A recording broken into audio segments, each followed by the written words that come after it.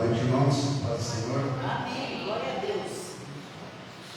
Vamos abrir o livro de Jeremias, capítulo 23, versículo 23.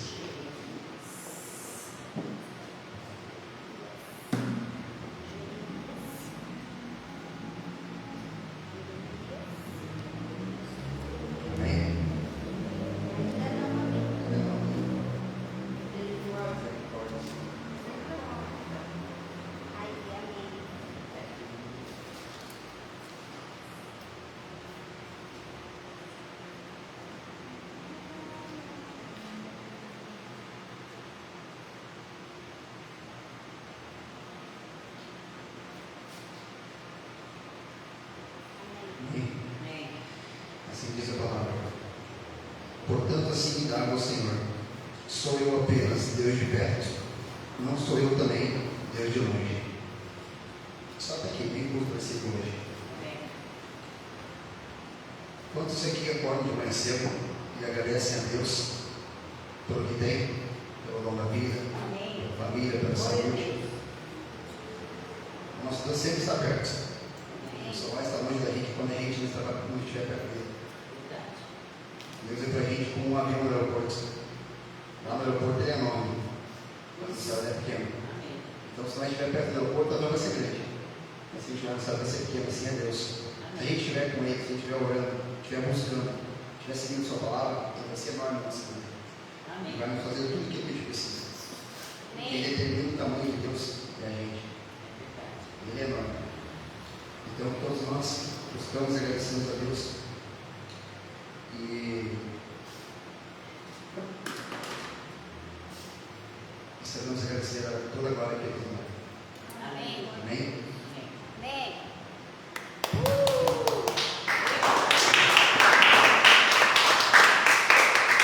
Glória a Deus, aleluia. Amém. Esse Deus maravilhoso. Vamos se colocar de pé. Amém. O nosso coração em Deus. Vamos fazer uma oração ao Senhor. Pai, te agradecemos, Senhor, por esse dia, por essa noite, Senhor. Que o Senhor venha, Senhor, falar ao nosso coração. Que o Senhor venha, que o Espírito Santo do Senhor esteja com nós. Ele já está aqui nesse lugar.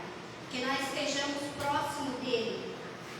Igual o avião lá no aeroporto. Em nome de Jesus. Buscai ao Senhor enquanto há tempo.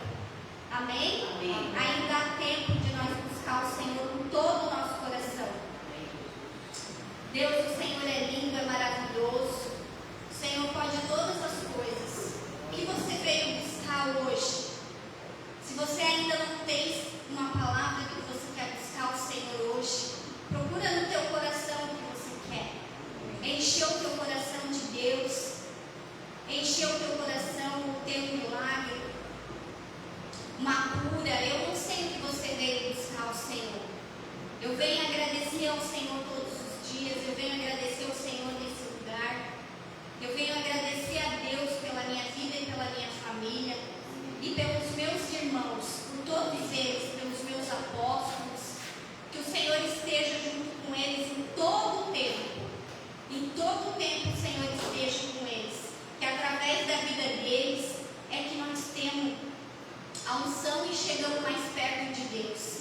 Através da vida dos nossos apóstolos, é aquilo que eles ordenam para nós. Com a palavra de Deus, primeiro passa sobre a vida deles, depois vem passando pela vida dos nossos pastores e depois vem até nós. Amém? Amém. Que aquele Deus grande, que um dia eles falaram para nós, esteja neste lugar, porque Ele é o mesmo ontem, o mesmo hoje e é o mesmo sempre. Amém? Aleluia. Jesus glorioso. Continue com teu coração no Pai. Amém? Louve a Ele.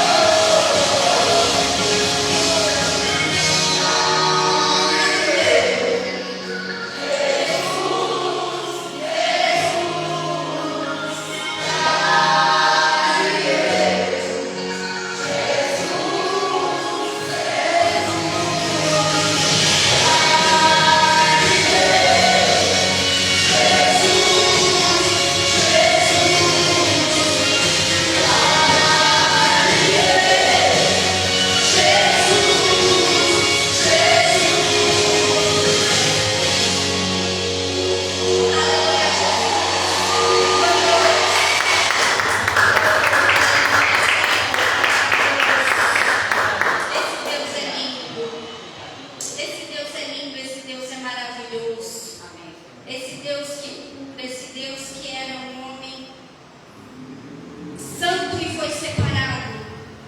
Sempre foi. Ele é o melhor nas nossas vidas. Ele é aquele que, se nós clamar, Ele atende. Ele é o nosso Pai. Tem coisa que Ele não dá porque não é a hora.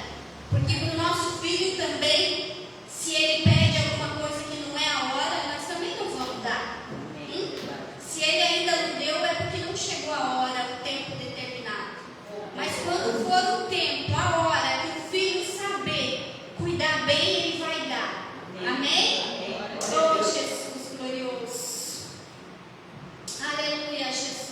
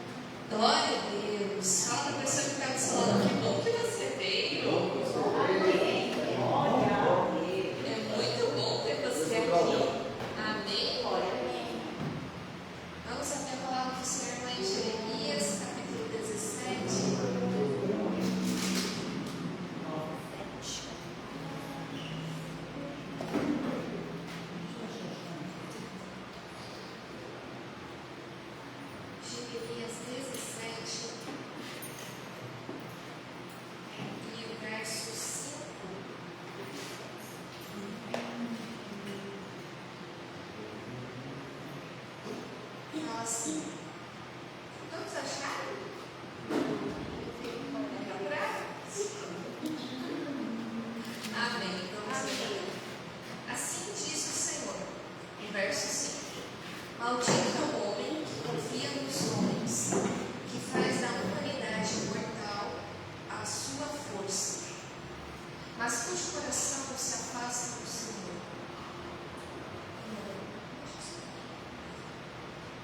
Ele será como um arbusto no deserto, não verá quando vier algum bem, habitará nos lugares áridos do deserto, uma terra saudável, onde não vive ninguém.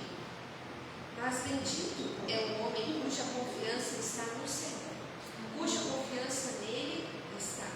Ele será como uma árvore plantada junto às águas e que estende as suas raízes para o ribeiro. Ela não temerá quando chegar o calor, porque as suas folhas estão sempre verdes. Não ficará ansiosa no ano da seca, e nem deixará de dar fruto. O coração é mais enganoso que qualquer outra coisa, e sua doença é incurável. Quem é capaz de compreendê-lo? Verso 10. Eu sou o Senhor, que sonda o coração e examina a mente, para recompensar a cada um de acordo com a sua conduta, de acordo com as suas obras. O homem que obtém riquezas por meios injustos é como a perdiz que choca ovos que não pôs. Quando a metade da sua vida tiver passado, elas o abandonarão e no final ele se revelará um tolo. E eu te convido para que você possa ler esse capítulo completo de Jeremias 17, porque ele é muito rico em sabedoria aqui. Mas nesses 6 versículos eu quero falar com vocês sobre essa confiança que o profeta está falando aqui. O Senhor está ministrando o profeta Jeremias. Então, quando a nossa justiça própria, a nossa confiança está na força dos nossos braços, a Bíblia fala aqui que nós vamos ser como um arbusto no deserto, seco, mas seco. E que aquele que confia na força humana, nos homens, não vai conseguir ver o bem quando ele chegar. Eu fiquei muito impactada com essa parte, que ele fala assim, ó, não verá quando vier algum bem. Por quê? Ele não vai conseguir ser grato a Deus quando algo bom acontecer na vida dele, porque ele vai acreditar que tudo é mérito dele, que tudo ele fez por merecer, que tudo ele fez na força do seu braço. Ah, porque eu trabalhei, eu ganhei. Ah, porque eu fiz isso, então eu ganhei aquilo. Ah, porque eu sou bom nisso, por isso que eu recebi. Não. Na palavra de Deus, no Evangelho, nós somos movidos por graça. E graça é o quê? Um dom, um presente que nós não merecemos. Deus decidiu derramar.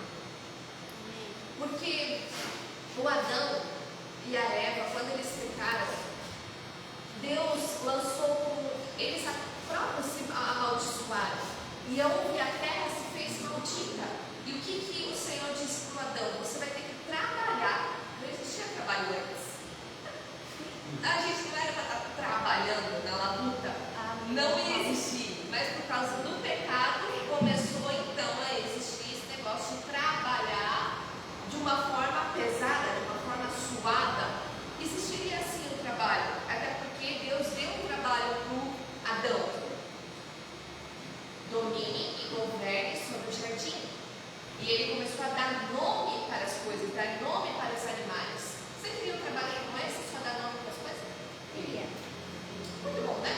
Então era esse o trabalho que o Adão tinha no jardim. E depois ele tinha que apenas administrar como o jardim funcionaria. Mas, como ele pecou, aí veio o trabalho árduo, trabalho duro, que aí teve que fazer o quê? A terra não começou mais a dar os frutos, o alimento que eles tinham. Porque antes a própria terra produzia o alimento deles por conta própria. Após o pecado, o Adão teve que começar a semear.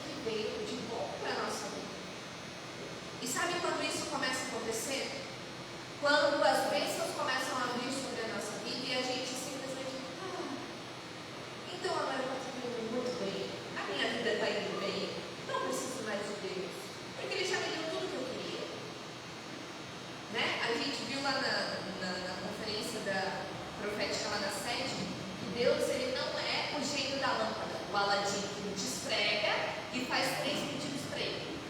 Deus não é assim, ele não é o gênio da lâmpada. Pelo contrário, ele é o nosso Senhor. Mas, como recompensa a nossa fidelidade a ele, ele nos abençoa. Então é porque ele decidiu nos abençoar, por causa da nossa fidelidade, não porque a gente trabalhou e fez hora extra. Porque, gente, eu conheço muitas pessoas que trabalham mais de 12 horas, ganham horas extras e o dinheiro escorre pela mão. Então não é pelo muito trabalhar, não é pelo muito fazer, é simplesmente pela graça e dom de Deus, e presente de Deus, decidir te abençoar. Então a gente não pode confiar na nossa própria força. Nós não podemos confiar naquilo que nós somos, ou em quem somente nós somos. Amém? Por quê? Porque isso vai fazer com que a gente impeça os nossos olhos de ver a graça de Deus sobre nós. E aí, mas aqui o profeta ele vai ensinar a gente como é um homem cuja confiança está no Senhor.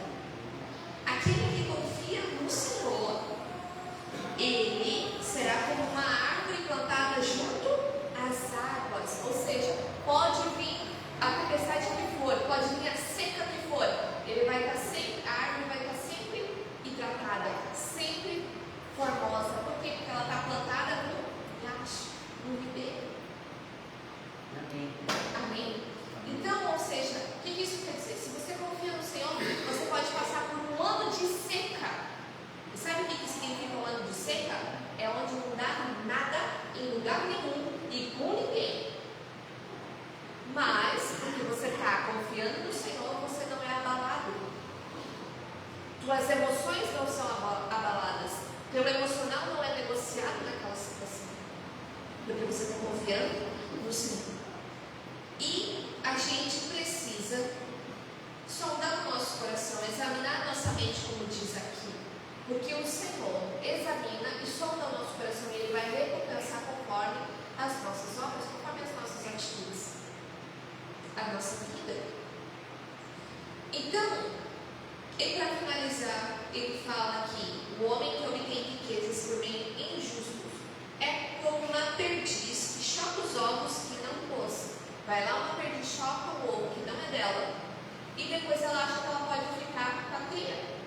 Depois de um tempo, as crias vão tudo embora, os filhotinhos vão tudo embora, abandonam ela, porque ela chocou algo que não era dela. Quando a gente vê uma pessoa ganhando, ficando rico por meio injusto, a gente pensa: meu Deus, e eu aqui, né, servindo a Deus com toda essa riqueza toda, né? Mas a gente mal sabe que em questão de tempo a riqueza vai fugir dela, porque aquela riqueza não é dela, é de outra pessoa. E a gente precisa prestar atenção nisso. A gente não pode invejar aqueles que estão se dando muito bem na vida financeira, porque se foi por meios ilícitos, por meios injustos, diz a palavra, eles vão perder com o tempo. Então, a gente precisa colocar nossa confiança no Senhor. Em quem que eu estou confiando? Será que eu estou confiando naquilo que eu faço? Porque o meu negócio vai bem, porque o meu trabalho vai bem, porque eu sou de Jesus, então por isso vai tudo muito bem, com certeza. Mas Deus está querendo te abençoar. O que Deus está querendo te ensinar? Eu preciso estar sempre agradecendo a Deus por tudo que eu tenho e por tudo que eu sou. Entende? Se hoje você tem o que você tem, é porque Deus te deu. Se você tem um trabalho para trabalhar, se você tem uma aposentadoria, se você tem alguma coisa do qual você tira o teu alimento, foi Deus quem te deu. Se Deus não tivesse aberto as portas, você não teria nada disso. Eu não teria o que eu tenho hoje se não fosse o Senhor. Então eu não posso em nenhum momento me achar melhor, me achar superior, me achar autossuficiente a ponto de não precisar mais de Deus, porque agora eu já tenho o meu ganha-pão, eu já tenho aquilo que eu precisava. Não, eu não posso fazer isso. Porque logo, logo isso aqui vai escorrer pelas minhas mãos de novo.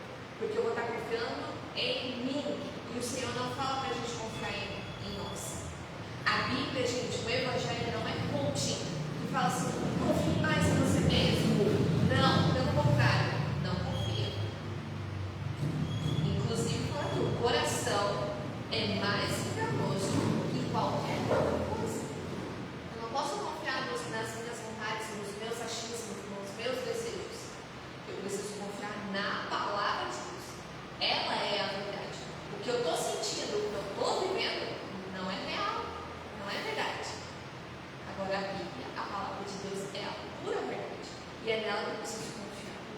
Amém?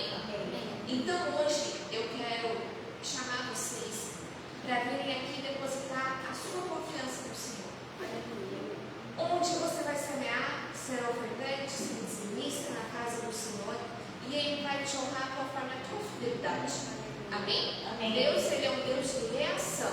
A gente age e Ele vem respondendo, respaldando aquela atitude que a gente fez. Amém? Então separa o teu melhor e vem até o altar e a gente vai estar orando por você, em nome de Jesus.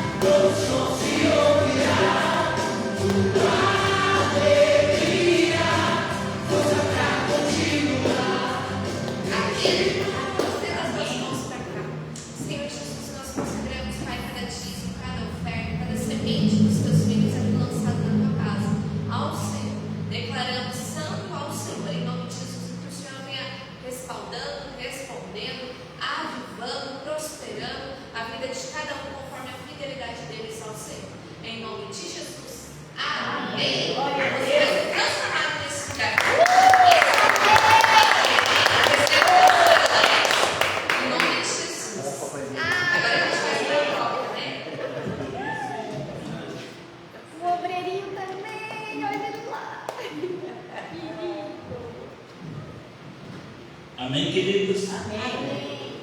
Boa noite a todos. Boa noite. A paz, amém? Vamos abrir nossa Bíblia no Salmos. Salmos bem conhecido. 23.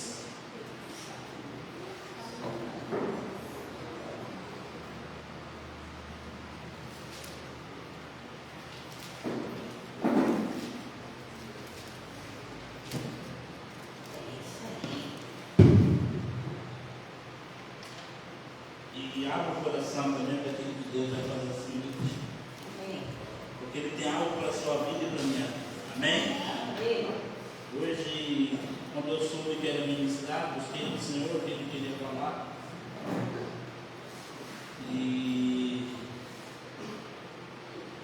não vinha, Deus não falava.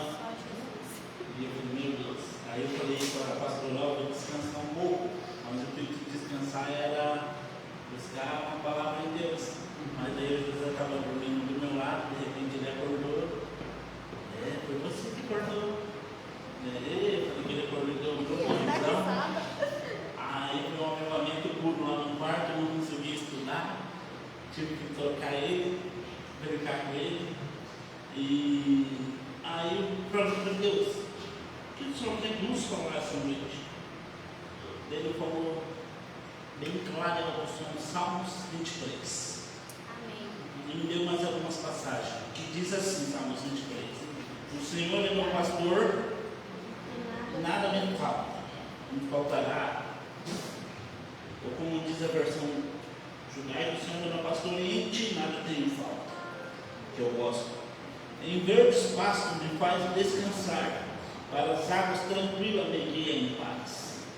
Restaura-me o vigor e conduza-me no caminho da justiça, por amor do teu nome. Ainda que eu ande pelo vale da sombra da morte, não temerei mal algum,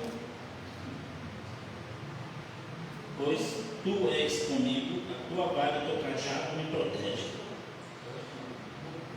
Tu prepararás um banquete para mim na presença dos meus inimigos. Me honrarás, ungindo a minha cabeça com óleo, me fazendo transbordar o meu cálice. A felicidade e a misericórdia certamente me acompanharão todos os dias da minha vida, e habitarei na casa do Senhor por dias sem fim. Amém? Amém. E esse salmo aqui que escreveu foi Davi. E quando ele escreveu, ele não era rico. Ele era somente um pastor de ovelhas. Se você quiser ter uma noção maior, você pode estar assistindo um filme a respeito de Davi, Hoje tem a série Casa de Davi. Mas Davi, ele era um jovem. Ele era bem jovem quando escreveu isso.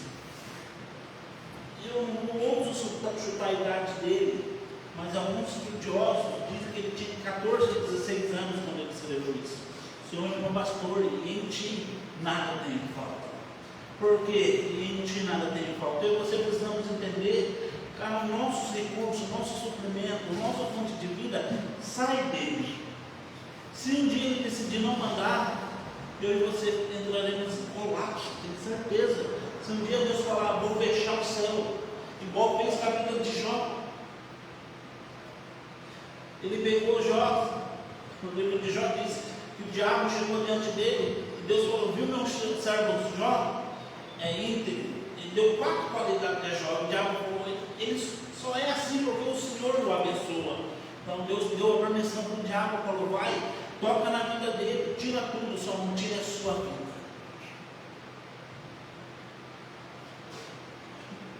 Aí, o diabo foi, destruiu sua casa, seus filhos morreram, seus animais foram roubados, só ficou ele e a mulher. Depois, o diabo voltou e falou assim, permitiu mais permissão para afligir mais a Jó. E Jó chegou a ter tanta ferida que ele se encostava com um caco de telha. Então, eu e você temos que entender que tudo que eu e você precisamos é dele, por ele. Se ele decidir falar não vai ter mais, eu e você terão um colapso, pode ter certeza.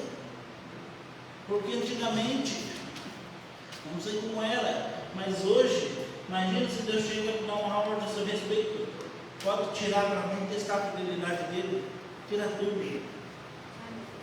Não é isso aqui, mas não é disso que eu quero falar. Eu só quero falar que você precisa entender que sem ele, tudo te falta. Sem ele, você não tem nada. E Davi entendeu isso com 14 anos, ele escreveu, o Senhor é meu pastor e em ti nada tem falta. Sabe por que eu quero dizer isso? Porque os tempos estão se afunilando, estão se estreitando. A igreja já está próxima de encontrar o seu noivo. A igreja já está próxima de encontrar o seu Senhor, o seu noivo. E Romanos 5 nos diz bem assim, não precisa abrir, eu já vou abrir lá. Romanos 5 nos diz a respeito de perseguição. A gente não gosta de perseguição, a gente detesta. Quando fala de perseguição, tribulação, alguma coisa que são, é perseguição, tribulação, a gente já fica apavorado. Mas olha que Romanos 5,3 diz, não somente isso, como também nos gloriamos nas tribulações. Querido, toda tribulação traz consigo um peso de glória. Toda tribulação ela traz consigo. Se você está passando um momento de dificuldade na sua vida, não se desespere, porque ele é passageiro. Mas se alegra, porque ele é passageiro, mas ele também traz um peso de glória, traz uma glória maior. Mas a gente, quando olha para a tribulação, a gente tem dificuldade de ver o que está acontecendo. A gente acha que Deus nos abandonou, a gente acha que alguma coisa está acontecendo, mas muitas vezes é Deus querendo nos promover. É Deus querendo nos mostrar em algo maior. Estava contando aqui nas 40 dias, eu contei um dia de um rapaz, uma história que diz que o rapaz estava desempregado, de repente arrumou um emprego, e no meio desse trabalho, o chefe chamou ele e disse assim, olha, eu tenho uma vaga de gerente, você é um dos que não estão concorrendo, entre os de 8, você é um deles, mas eu tenho um serviço para você fazer antes disso, para ver se você aceita essa vaga. Vai chegar a 8 tubos de linha, de uma coisa, de linha de filme, não lembro o que era, vai chegar e você vai receber os 8, mas você vai assinar que recebeu só 7. Porque esse um tubo eu vou levar para outro lugar para fazer um outro serviço à tarde. E aquilo tribulou o seu coração. Ele tinha acabado, o povo teve que arrumar um serviço. Imagine como ficou a cabeça desse rapaz. Se eu não aceitar, provavelmente eu vou ser mandado embora. Mas esse rapaz era temente a Deus. E se eu aceitar, se eu não aceitar, eu vou estar honrando meu Deus. O que eu devo fazer agora? Honro meu Deus? Ou aceito a proposta deles e continuo trabalhando e vou mandar embora? Tem uma mulher para cuidar, tem uma família para cuidar. E aquele rapaz chegou para o chefe dele no outro dia, disse assim: olha, eu agradeço pela oportunidade, mas eu não posso aceitar, porque eu não vou assinar que eu recebi a menos. Isso é errado, isso é contra o que eu acredito, isso vai desonrar o meu Deus. E aquele chefe dele levanta e diz assim: então tá bom, então tenho uma notícia para te dar, você está promovido, você é um novo gerente, porque eu queria alguém que tivesse o caráter que você tem. Os outros 7 foram rejeitados porque aceitaram a proposta, e eu já estava contando que você também ia aceitar e alguém te demitir. Queridos, a tribulação pode até vir, mas a gente permanece firme com a verdade em Cristo. Vem um peso de glória e uma honra do Senhor. A palavra mesmo diz que Ele nos honrará. E diz assim, que a tribulação produz perseverança, e a perseverança um caráter que é aprovado. Toda tribulação produz uma perseverança. Você aprende a não desistir, você aprende a continuar apesar da situação. Deixa eu te contar agora um pouco da história de Davi, para depois entrar onde eu quero. Davi era um filho bastardo, feito fora do casamento. Salmo 51, ele pede perdão por esse pecado dos seus pais. Ele foi feito fora do casamento. Como toda a cultura judaica, aqueles que são feitos fora do casamento é excluído do meio da família.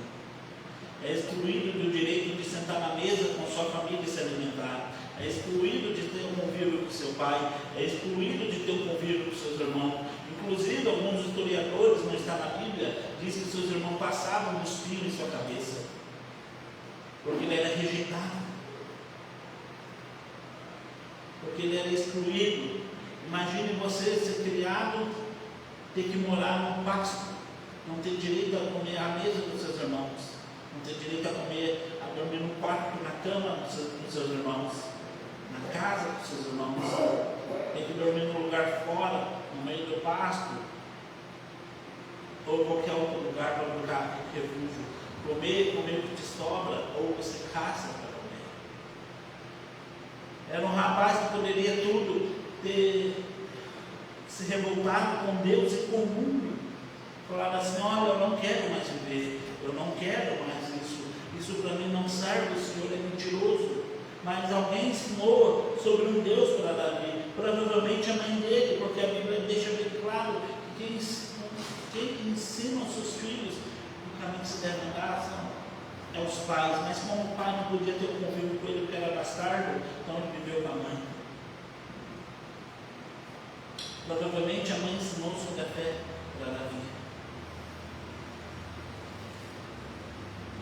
Agora eu quero te perguntar uma coisa: você teve a vida mais difícil que a de Davi? Você teve um teto para dormir? Teve comida à sua mesa de vez em quando, pelo menos? Você precisou caçar sua comida? Quando sobrava, seus pais te davam? Seus irmãos cuspiram na sua cabeça? O cara não faz isso.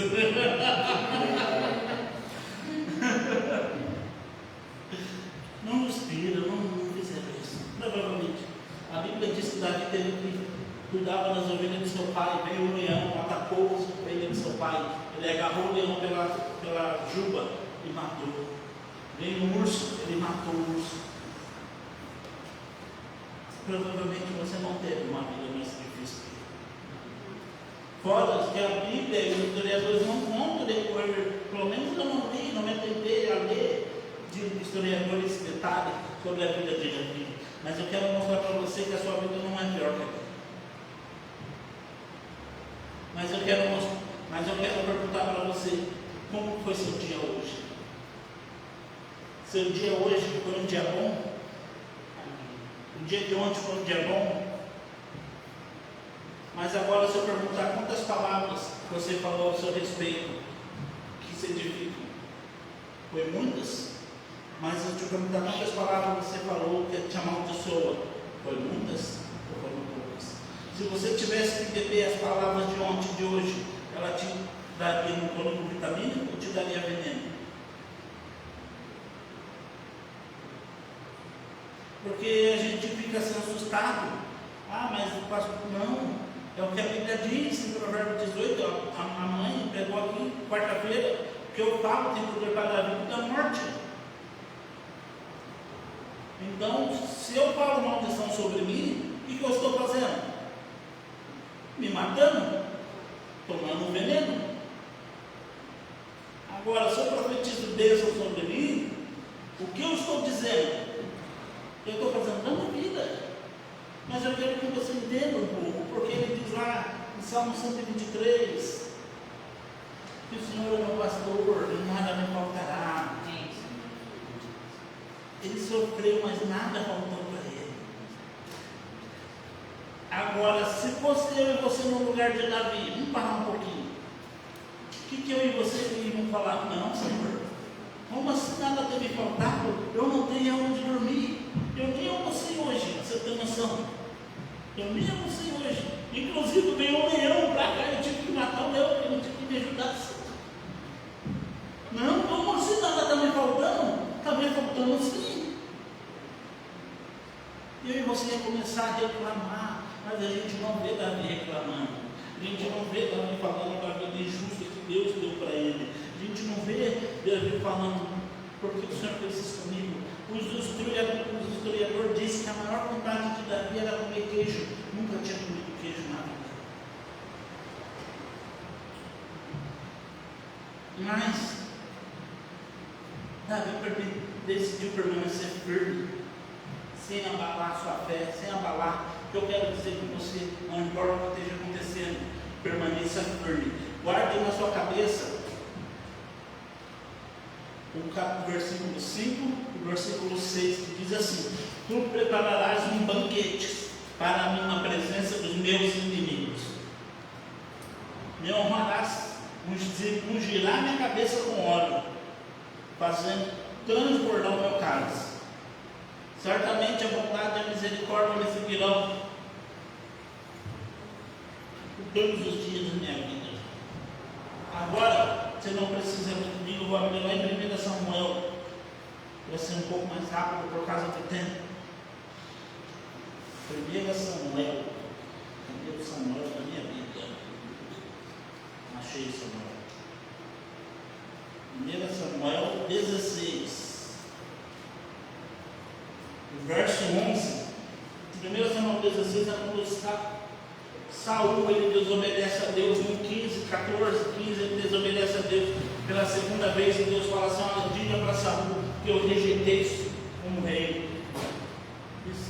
E Saul se arrepende. Samuel diz assim: olha, Saul, porque Saul guardou uns ovelhas, um boi, jumento e o rei para sacrificar ao Senhor. Deus diz assim: olha, Saul, Deus te agrada mais da obediência do que do sacrifício. Mas o Senhor não quer dizer que ele rejeitou, escolheu outro segundo o seu coração. Em 1 Samuel 16, Deus manda falar para Samuel assim: Samuel, enche o seu chifre, é um chifre de animal mesmo, de óleo, porque eu vou te mostrar aquele que deve ser ungido. Lá no versículo 11 diz assim: então Samuel questionou a Jessé: são estes todos os filhos que você tem? Aqui Jessé respondeu: bem, ainda tem um caçula. Presta aqui, presta atenção. Samuel chega na casa de Jessé, fala assim para Jessé: Jessé, eu vim fazer um sacrifício de paz, quero convidar você e a sua família. E Jessé chega aí, traz os filhos. No total era 8, mas Jessé trouxe só 7. Samuel olha para o primeiro, Abinadab, ou se não me engano, e diz assim: olha, certamente é esse que o Senhor escolheu, porque ele era forte, ele era guerreiro. O Senhor fala para Samuel: Samuel, você olha a aparência, eu olho o coração. E passa o 7. 7 filhos, e nenhum deles o Senhor diz que é. Aí Samuel diz assim: acaso há mais um filho? E Jessé disse assim: sim, há o caçula. Mas onde ele diz que está o caçula? Mas ele ficou cuidando das ovelhas. Se você ler mais acima, Samuel fala assim: traga os seus filhos para o sacrifício. Ele trouxe todos, menos Davi. Por quê? Porque Davi nunca foi considerado filho para ele. Traga todos para o sacrifício. Ele deixou Davi. Cadê ele? Está lá cuidando das ovelhas. Presta atenção. Então Samuel prontamente ordenou a Jessé: manda buscá-los. Rápido, vai. Porque ninguém irá se sentar à mesa para comer até que ele chegue.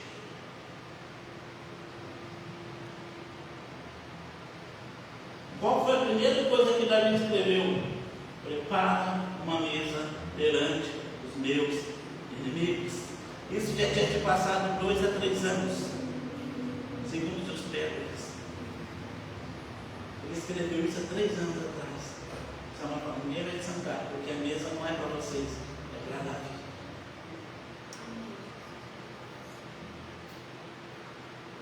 E ele disse bem assim: Jessé mandou chamá-lo. Ele era ruivo, belos olhos, saudável, admirável aparência. E Yahvé ordenou: unge. É ele. Samuel pegou o chifre, ele estava repleto de azeite e ungiu. Qual foi a próxima coisa que Davi disse?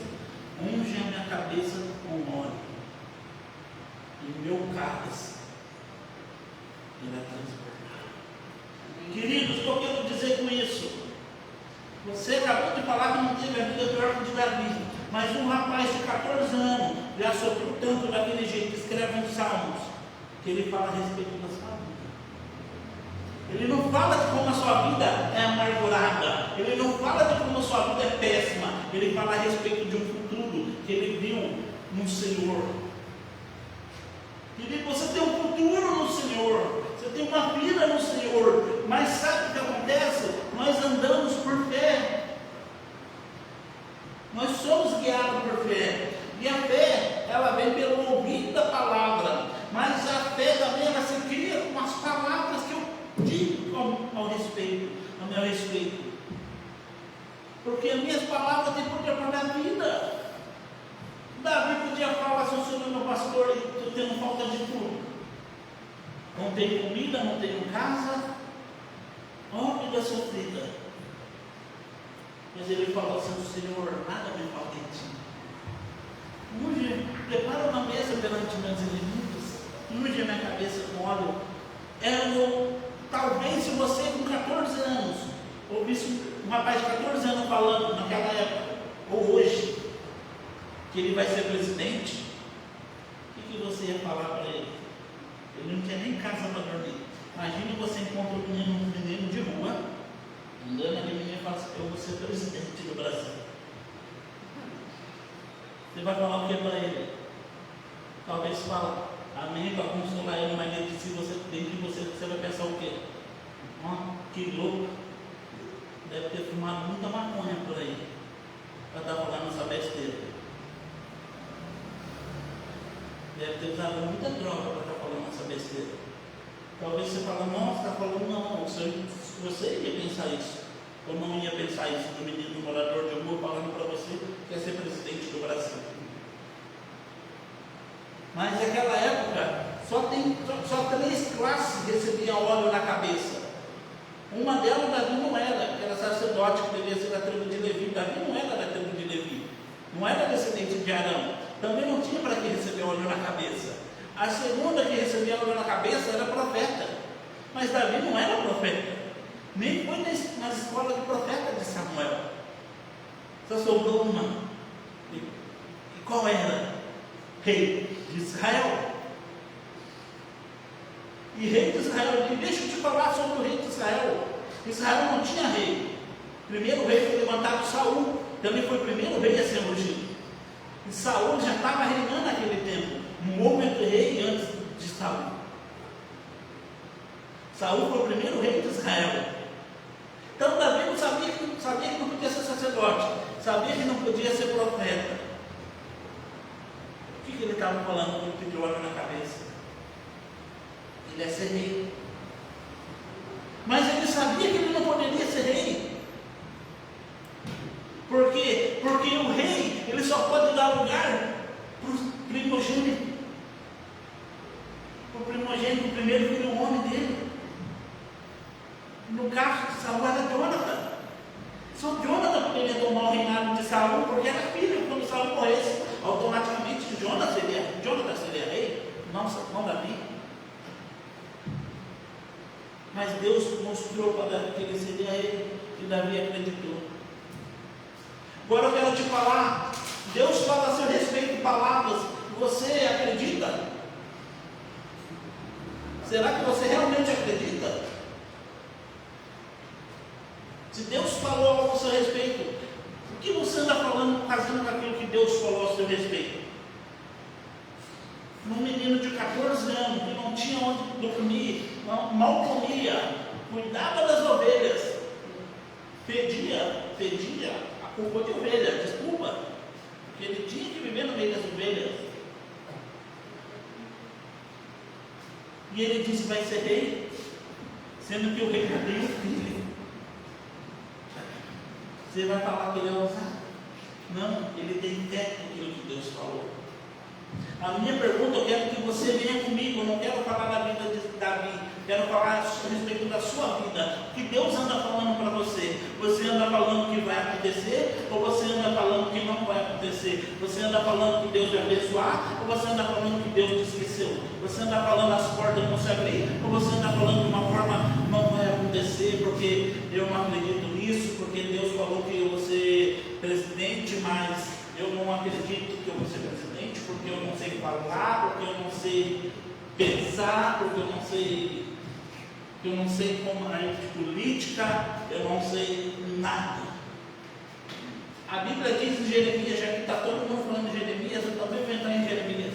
Jeremias 1, Deus chama o profeta Jeremias e fala assim: olha, eu te escolhi desde o ventre da sua mãe, te separei, te ungi profeta para as nações.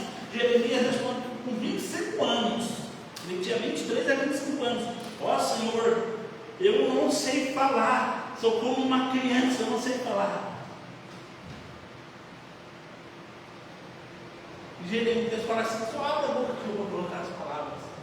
Mas ele tinha que fazer algo. Queridos, o que eu quero falar de Davi, ele passou por diversas tribulações, mas ele não desistiu, ele perseverou, porque ele tinha algo no Senhor. Deixa eu dizer, você tem algo no Senhor. Não é a situação de hoje que vai te parar. A situação de hoje só é para te promover. Ele tem algo te esperando, tem um trono esperando por você. Você vai governar naquilo que Deus te chamou para governar. Mas você tem que ser fiel àquilo que Ele te chamou. Não importa a circunstância, se levante leão, se levante urso, mas você tem que permanecer fiel.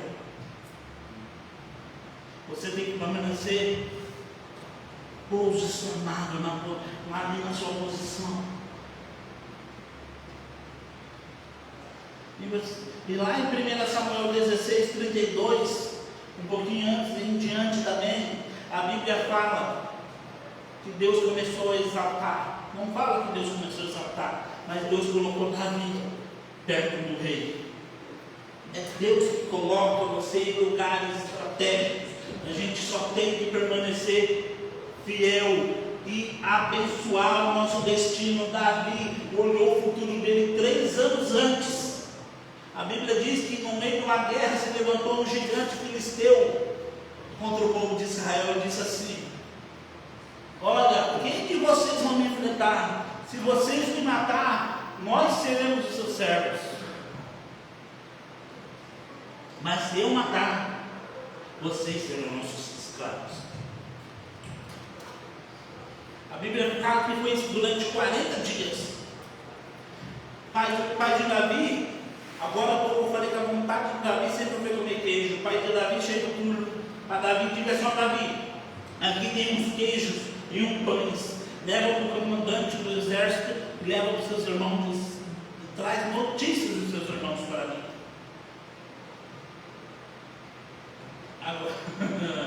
Agora eu, gente, que eu sempre fui muito esperto, muito aprontando. Se meu pai mandou me levar queijo, minha vontade sempre foi comer queijo, os pão não chega. Os queijos não chegam não.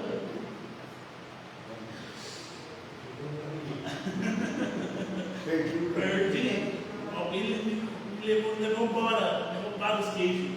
Mas Davi não. Davi pegou, chegou lá e entregou os queijos e os pães para o capitão e para os irmãos. Aí ele ouve o gigante falar: será que não há um rei? Será que não há alguém em Israel para me enfrentar? A Bíblia fala que o exército de Israel tremia de medo, porque Golias, segundo a história, ele media 2,90 metros. É um pouco grande. A sua lança chegava a pesar, se não me engano, 60 quilos. E o rei Saul, ele tinha uma média de 1,90 e pouco de altura. Então era quase 1 metro de diferença de Saul para Golias. E ele ficou com medo. Mas a Bíblia diz que Davi, ao ouvir isso, diz assim: quem é esse incircunciso? Ou em outras palavras, quem é esse pecador? Quem é esse ateu? Quem é esse incrédulo? Quem é esse que ousa afrontar o Deus vivo, o exército de Deus vivo? Eu irei matá-lo. Eu irei matá-lo. Primeira coisa que dá para se imaginar: Davi foi chamado para ser soldado? Não, foi para ser o quê? Rei. O que ele vai querer fazer no campo de batalha?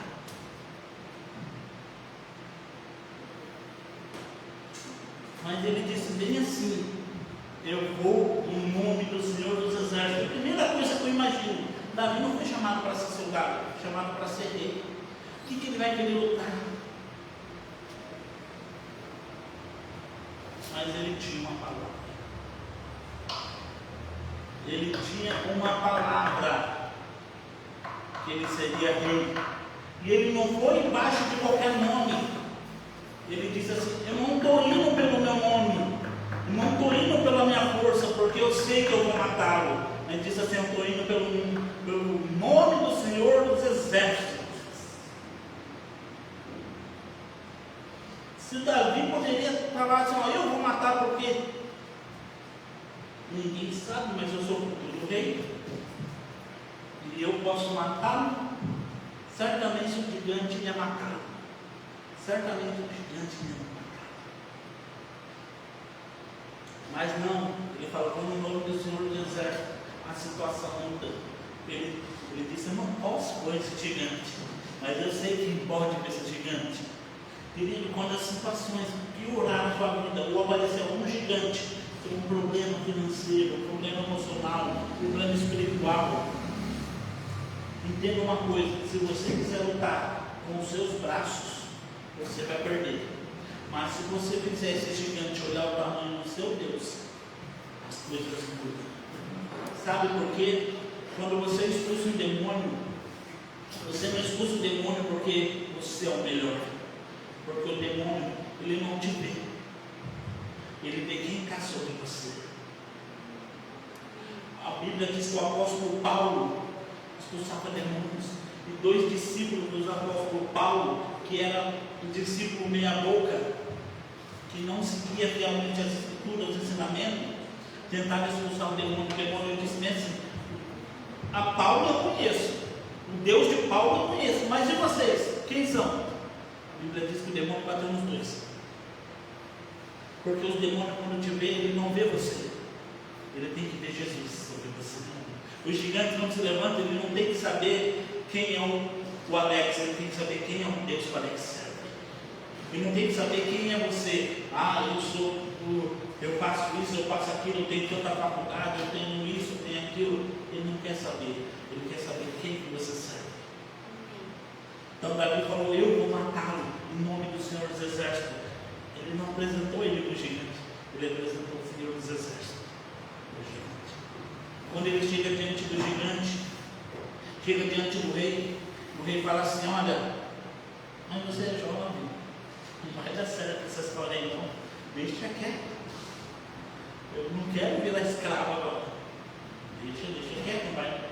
Ele fala: ei, eu matei um leão e um urso. Da mesma forma que Deus me deu condição de matar esse leão e esse urso, Ele vai me dar de matar esse gigante. E o rei fala assim: então tá bom, coloca a minha armadura nele. E coloca a armadura de Saul sobre Davi. A Bíblia diz que Davi nem conseguia andar. A Bíblia diz que Davi era baixinho. Era um menino. Saul tinha 1,90 m. Imagina uma armadura de 1,90 m, um gurizinho. E ele não conseguia nem andar, a Bíblia diz.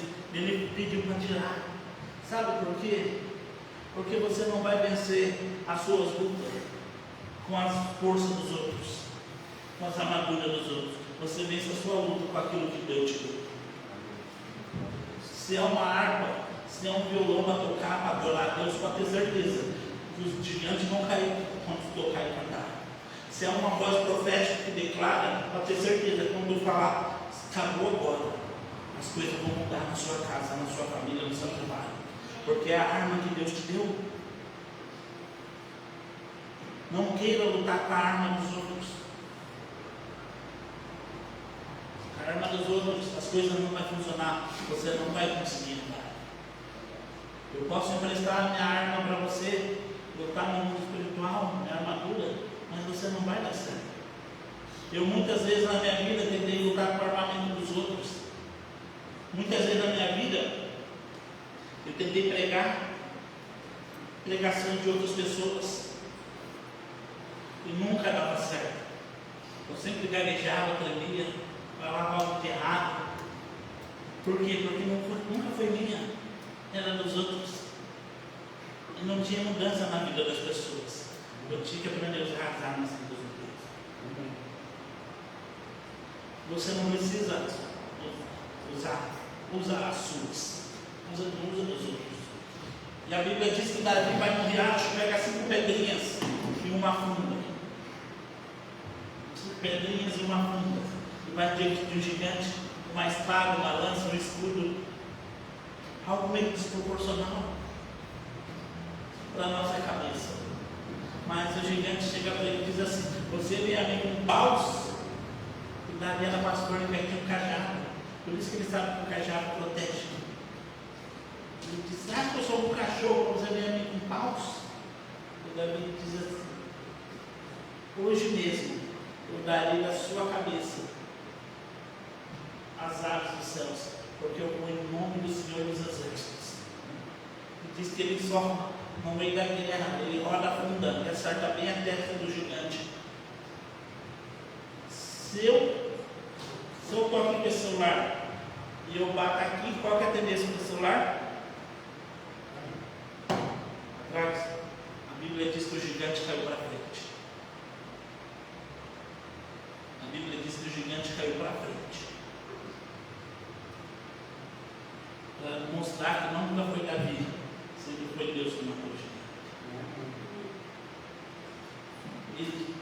Mas sabe o que eu quero dizer com isso? Que Davi, ele enfrentou o nome do Senhor dos Exércitos, mas eu quero que você entenda que toda guerra, ela traz consigo uma recompensa. E essa guerra de Davi também trouxe uma recompensa. Saúl disse bem assim: quem matar o gigante, a sua família não pagará mais impostos. Eu darei a minha filha em casamento e darei reconhecimento e riquezas para quem matou o gigante. Quando Davi matou o gigante, ele matou o gigante em nome do Senhor dos Exércitos, mas ele sabia que essa guerra tinha uma recompensa, senão ele não tinha entrado.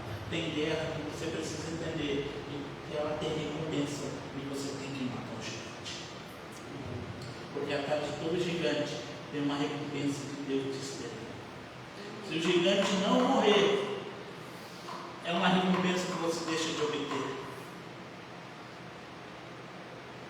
Todo gigante que foi morto na Bíblia tinha uma recompensa para quem matasse. Mas eu e você muitas vezes olhamos o gigante e queremos nos acomodar, ficar quietinho, paralisar, Mas Deus, na verdade, não. Deus quer que você mate o gigante para aquilo que Ele te deu.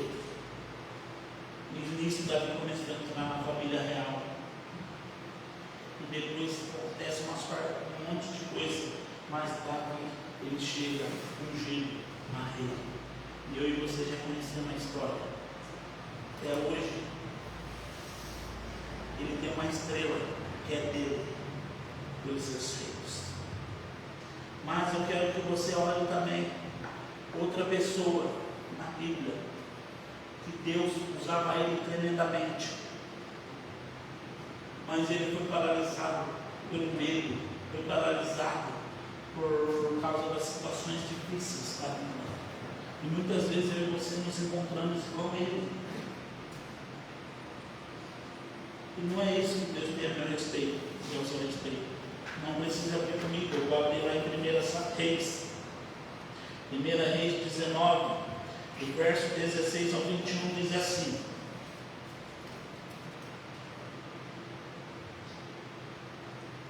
vamos ler o verso 15. Então o Senhor Deus orientou: vai, por onde vieste, para o deserto de Damasco.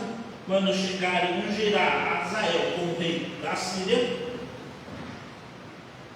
e a Joel, filho de Nissi, ungirá rei de Israel. Ungirá para ser profeta em teu lugar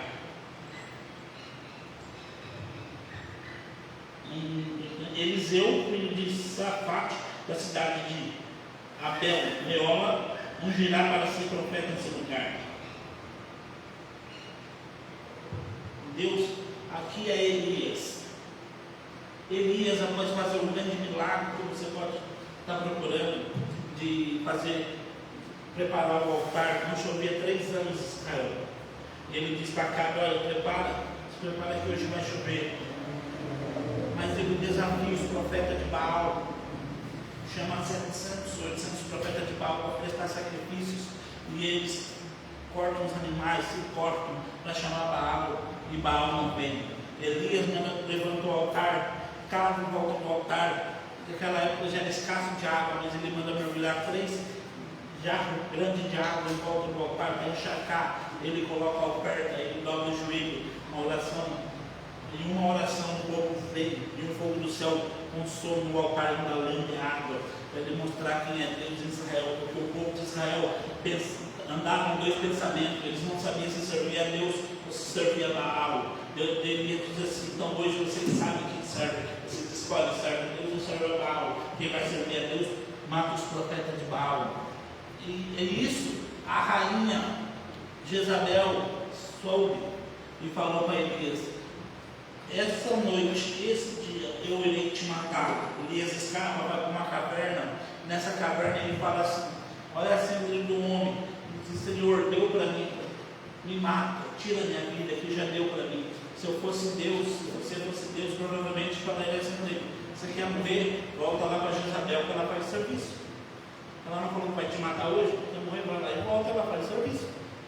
Pronto. Mas não é, às vezes eu e você estamos tão cansados que desejamos a morte. Elias não queria morrer, senão era só ele voltar lá e falar para Jezabel: estou aqui, me mata. Ele queria viver, ele só estava cansado. Deus deu mão para ele, falou para ele: segue a viagem é bom. Ele seguiu a viagem. Deus disse assim: olha, agora você vai, unge 2 reis, e unge Eliseu como profeta em seu lugar. E como Elias, mas Elias já estava desanimado, frustrado por causa da dificuldade da vida. E a Bíblia diz que Elias, a Bíblia diz que Elias passa assim, sobre Eliseu, lá no verso 19, no mesmo capítulo de 1 Reis 19. Partiu rapidamente e encontrou Eliseu. Então ele foi rápido. Encontrou Eliseu, que arava com 2 juntas de bois diante dele, e estava a 12ª. Elias se aproximou e lançou sua capa sobre ele. Então, deixando os bois, Eliseu correu até Elias, rogou: deixe-me abraçar abraçar, dar um beijo de despedida no meu pai e na minha mãe. Então te seguirei. Ele respondeu: vai depressa, lembra-te que eu fiz contigo. Eliseu voltou, apanhou a parelha de boi e os matou, queimou os equipamentos para arar e cozinhar a carne e serviu ao povo, e eles comeram. Depois partiu com Elias, tornando-se seu aprendiz. Aqui Elias chega e faz assim para a eleição, joga a capa sobre ele, porque uma das formas de você, um profeta, reconhecer o outro é lançando a capa sobre ele, depois de ungir, quando ele estiver pronto. Trouxe Eliseu para perto, mas se você parar, Deus tinha falado para ele ungir Eliseu e 2 reis, certo? Vamos lá para o 2 Reis, verso 8. Eu preciso fazer isso para você entender. É bom dar um passeio na Bíblia, é muito gostoso. Que a Bíblia tem verdades que nos abre. 8:7. Versículo 7. Certa ocasião, Eliseu foi a Damasco, ao rei da Síria, que estava doente, quando disseram ao rei: o homem de Deus está na cidade. Estou encerrando. O rei ordenou a Azael. Então o rei ordenou a Azael: toma contigo o presente, vá ao encontro de Deus e consulta o Senhor. Azael partiu e ao encontro de Eliseu, levou com ele como presente tudo que havia de melhor de Damasco. E lá no verso 10: então respondeu Eliseu: vai, disse, certamente sararás. E o Senhor teu Deus se revelou tudo. Porém o Senhor também revelou que de fato ele morrerá. Eliseu ficou olhando fixamente a Israel até deixá-lo constrangido. Esse que em nome de Deus começou a chorar. Então questionou Israel: por que o meu Senhor está chorando? Eliseu respondeu: porque eu sei de todo o mal que farás aos israelitas e as suas fortalezas, passará por a espada, e será também. Ao questionar Israel, quem dos seus servos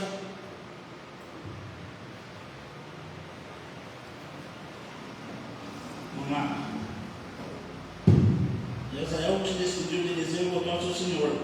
E Elias declarou: Israel pegou um cobertor molhado com bastante suor e sufocou o rei, matando, e assim Israel se tornou o rei da Síria. E ele mandou o rei.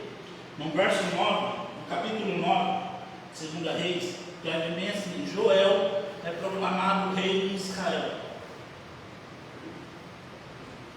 Eliseu convocou os seguintes dos profetas: não vai tocar, pega esse vaso de azeite, vai para. E ali, como o tempo já está curto, você vai ver que Joel foi ungido por Eliseu, não por Elias. Mas a segunda ordem de Deus era: Elias, vai, unge Azael e Jeiel a rei. Depois, faça de Eliseu um profeta. Mas ele cansou da perseguição. E ele só fez um profeta para levantar no seu lugar. E quem ungiu o rei foi Elias.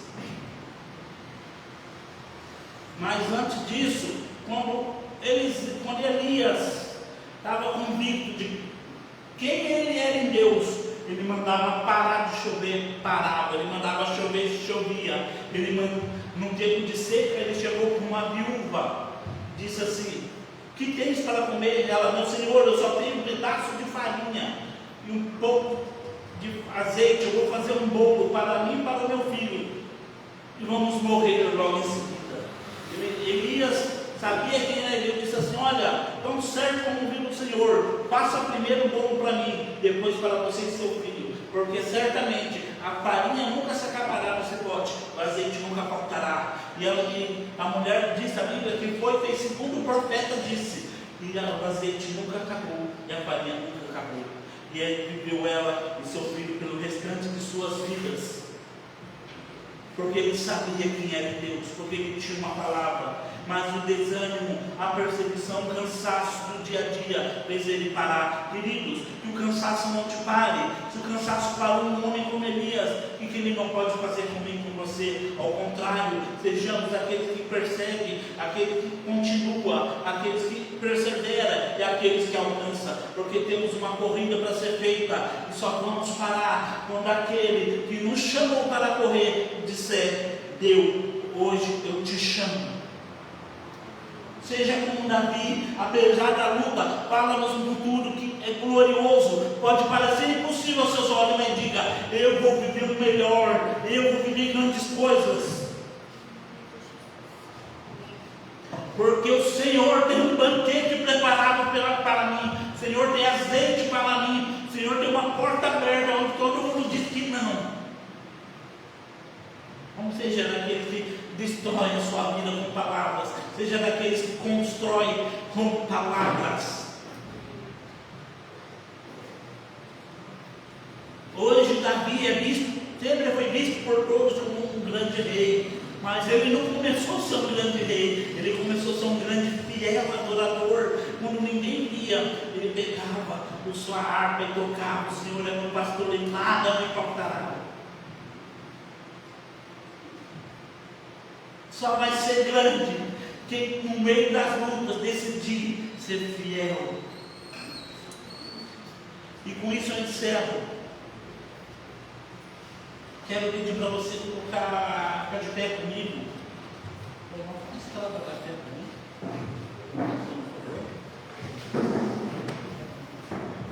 E com isso eu encerro, querido. Obrigado. Meu querido, Deus tem falado algo a seu respeito, mas e você? O que tem falado ao seu respeito? Você, Deus quer te dar um trono, Deus quer te dar em lugares altos e fortes e poderosos. Mas e você? O que tem falado sobre esses lugares? Você vai habitar? Você vai alcançar? Mude as suas palavras essa noite, mude o seu campo de visão. Mude aquilo que você está olhando. Talvez você está olhando só problema. Entenda que atrás de todo problema tem um recurso, uma herança te esperando do Senhor. Atrás de todo gigante tem uma recompensa de Deus para ti. Quero chamar você para a frente e precisa de uma oração. Eu deixei minha casa Sim. ter onde morar, e no céu como telhado e as estrelas como prova da tua promessa.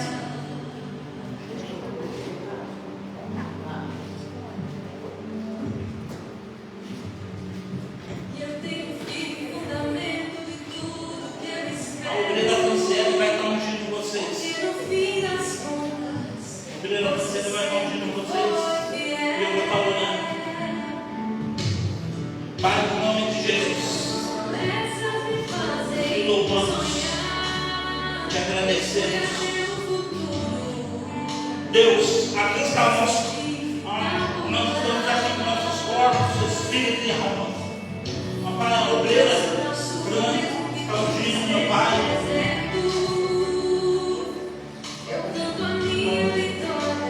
E a pastora Gabriela também está ungindo. Deus, eu oro agora, meu Pai, que o Senhor toque no campo da visão. Toque na mente agora. E mude o campo de visão. Em nome de Jesus, meu Pai. Abra a visão, meu Pai, para que não veja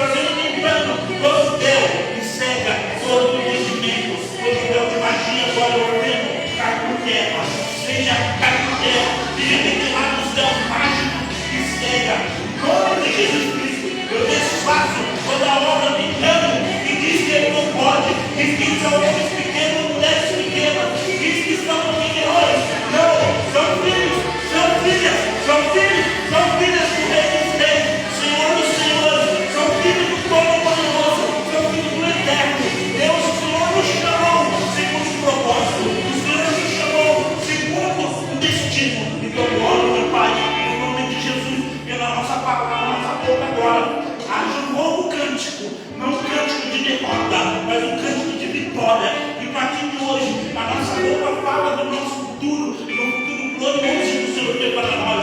E a nossa boca proclame as suas maravilhas, porque o Senhor tem preparado para nós uma mesa perante o nosso inimigo.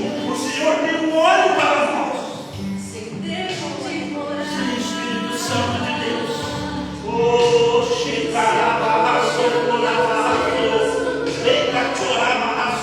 mesas estão sendo preparadas.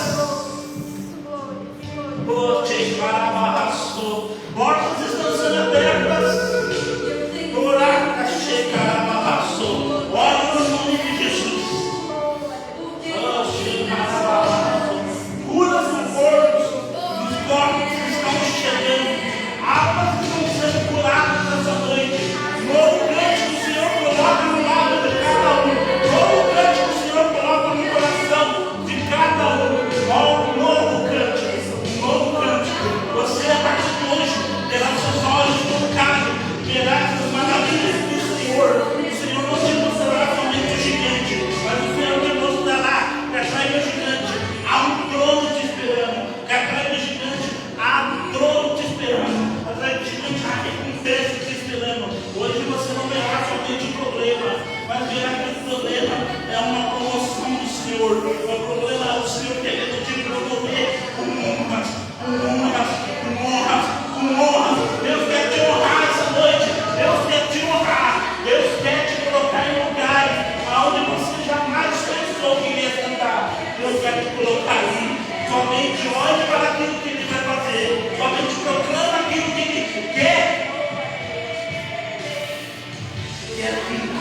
Vida. Não permita mais que o seu lábio saia morto. Nessa noite, faça um voto contigo. Como os jovens, um voto disso para o Senhor. Eu jamais um voto dos teus olhos, mas jamais olhar para uma virgem. Faça um voto do Senhor. Eu faço um voto de jamais amaldiçoar a meu futuro novamente. Eu faço um voto de jamais amaldiçoar a minha vida novamente. Sim, Espírito Santo de Deus, estão aqui na frente do quarto profético, querendo destravar na vida, não destrava a vida de cada um, te peço, anjo do Senhor, destrava onde está travado, cada dois, suma dois, há problema de confuso, a falta de fé, a presente fé, em nome de Jesus, eu vejo grilhões sendo desfeitos, os pés sendo soltos, vejo, Pai, em nome de Jesus, mãos são mãos, curando, sarando e restaurando a visão do meu irmão, da minha irmã. Assim oramos no nome de Jesus. Amém. Amém. Pode voltar para o seu lugar. Eu não preciso colocar a mão sobre você, eu vou colocar nos olhos. Ele toca e Ele vai fazer. Amém. Essa semana será uma semana extraordinária. Amém. Amém. Glória a Deus, você pode aplaudir ao Senhor. Aleluia. Eu acho que está galera do seu Espírito Santo. Estende o coração se estivesse na sua casa. Senhor, nós consagramos, oramos Pai pelo nosso lado, pela nossa família. Em nome de Jesus, declaramos uma semana de vitória. Declaramos em nome de Jesus a bênção do Senhor recaindo sobre a nossa casa. Coloca muralhas de anjos, Senhor, cercando e guardando o nosso lar, a nossa família. Em nome de Jesus, declaramos a bênção do Senhor sem medidas. Em nome de Jesus. Amém. Deus abençoe. Até quarta-feira, em nome de Jesus. Vamos tirar a nossa